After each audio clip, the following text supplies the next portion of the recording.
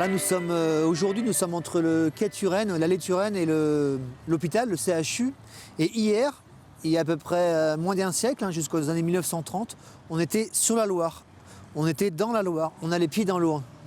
En fait, la Loire passait ici, on appelait ça le bras de l'hôpital, et elle faisait le tour de l'île Feydeau.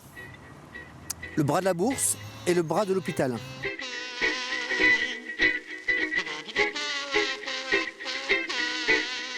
Sur notre carte postale, on va remarquer en fait quelque chose de rigolo. C'était la première piscine nantaise, une des premières piscines nantaises.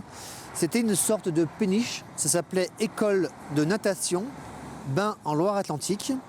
Et dans cette péniche, qui était finalement abreuvée, on va dire, par l'eau de la Loire, on trouvait deux bassins, un pour les petits et un pour les grands. Et entre les deux bassins, il y avait une grille où l'eau passait et on apprenait à nager tout simplement auprès d'un monsieur qui était un ancien tirailleur sénégalais qui s'appelait Bougival. Bougival, c'était une figure de Nantes. Je n'ai pas retrouvé son visage encore, j'espère un jour tomber dessus. Et c'est lui qui a appris à des milliers de petits Nantais à nager en fait dans la Loire, grâce à l'eau de la Loire, mais entouré d'une espèce de péniche.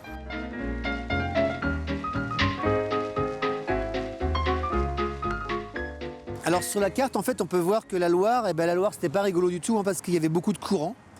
D'ailleurs, le courant de cette Loire va détruire le pont maudit, qu'on ne voit pas tout à fait, mais qui est juste derrière l'école de natation. Elle va détruire le pont en 1913. On aperçoit cette espèce de maison sur laquelle est écrit « bain public ». Ici, on aperçoit des bateaux lavoirs. Il y en a un, deux qui sont côte à côte. Et toute la ribambelle de linge qu'on retrouvera sur de nombreux quais nantais.